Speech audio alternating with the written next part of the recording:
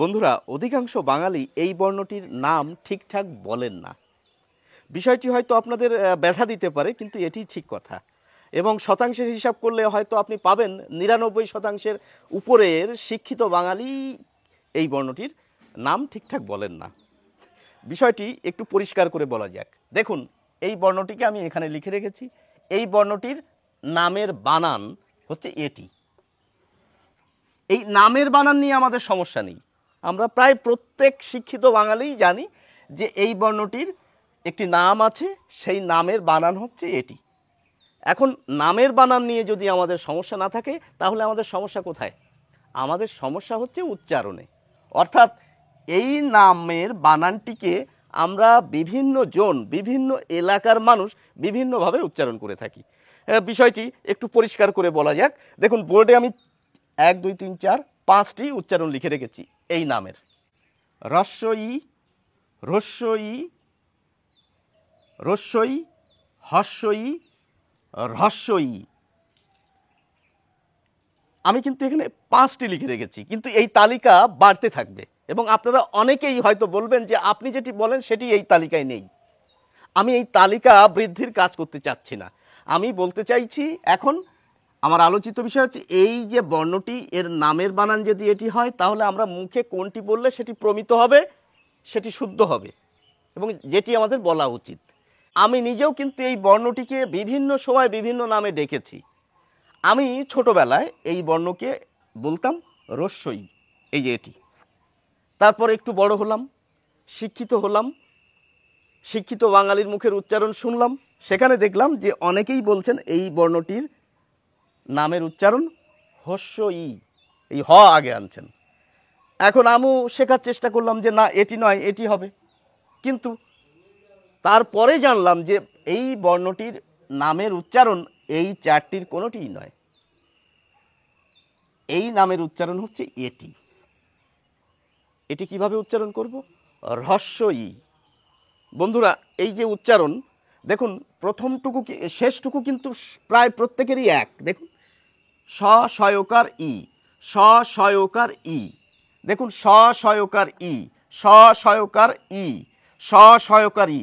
অর্থাৎ এইটুকু নিয়ে আমাদের সমস্যা নেই, আমাদের সমস্যা হচ্ছে এইটুকু নিয়ে। এবার এই যে এইটুকু নিয়ে সমস্যা যদি হয়, দেখুন এই পুরোটুকু নিয়েও কিন্তু আমাদের সমস্যা না। কেন সমস্যা না? দেখুন, আমরা কেউ র বলছি আর কেউ হ বলছি। আমরা যারা র বলে থাকি প্রথমে, তারপরে একটি হ বসিয়ে দিলেই আমাদের উচ্চারণ ঠিক হয়ে যাবে। অথবা যারা হ দিয়ে বলছি, তার আগে একটি র বসিয়ে দিলেই উচ্চারণ ঠিক হয়ে যাবে।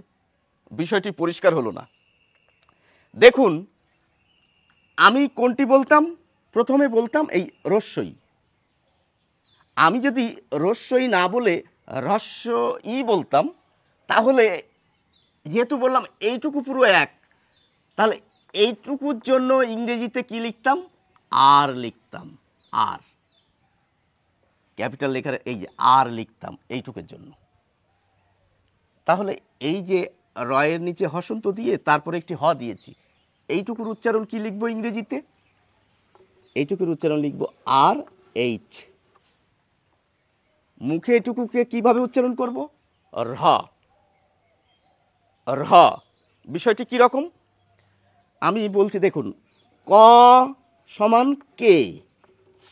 আচ্ছা, খ সমান কে এইচ। তাহলে কয়ের মহাপ্রাণ হচ্ছে খ। কয়ের সঙ্গে একটি হ যোগ করলেই খ হয়ে যায়। তাহলে রয়ের সঙ্গে যদি একটি হ যোগ করি, তাহলে কি হবে? র, র।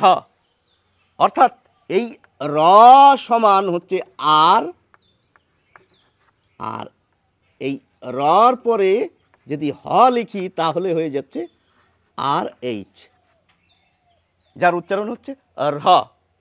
এবার একটি কথা বলে রাখি, দেখুন, এই কয়ের মহাপ্রাণ হচ্ছে খ, রয়ের কিন্তু কোনো মহাপ্রাণ বর্ণ বাংলায় নেই, কিন্তু উচ্চারণে আছে।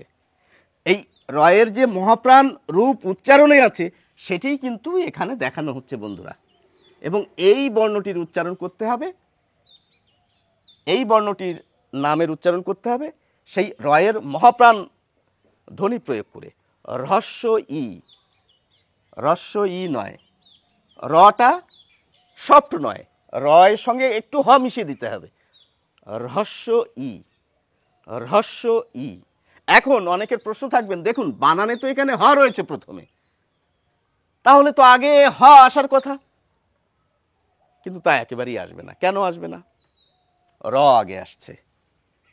হয়ের নিচে যদি র ফলা থাকে তাহলে হয়ের উচ্চারণ আগে হবে না, সেখানে রয়ের উচ্চারণ আগে আসার কথা। কেন আসছে এটা, সেটি অন্য কোনোখানে আলোচনা করা যাবে বন্ধুরা। আমি এখানে যেটুকু বলছি, দেখুন এই বর্ণটির নামের বানান যদি এটি হয়, যেটি আমরা সকলে জানি, তাহলে এই নামের প্রমিত উচ্চারণ বা মান্যচলিত বাংলায় যেটি বলা উচিত সেটি হচ্ছে হ্রস্ব ই, যেটি আমরা অনেকে বলি না বা বলতে পারি না। আর এটি আপনি একবারে বলতে পারবেন না যদি প্রথম শুনে থাকেন আমার কাছে। আপনাকে প্র্যাকটিস করতে হবে, অভ্যাস করতে হবে, আস্তে আস্তে অবশ্যই পারবেন। এটি হচ্ছে র, আর এটি হচ্ছে র, র। এটিকে বলতে হবে হ্রস্ব ই। এটি হচ্ছে হ্রস্ব ই, আর এটি হচ্ছে হ্রস্ব ই। তাহলে বন্ধুরা, আলোচনাটি শেষ করলাম। কেমন লাগলো আলোচনাটি অবশ্যই জানাবেন। সকলকে অসংখ্য ধন্যবাদ।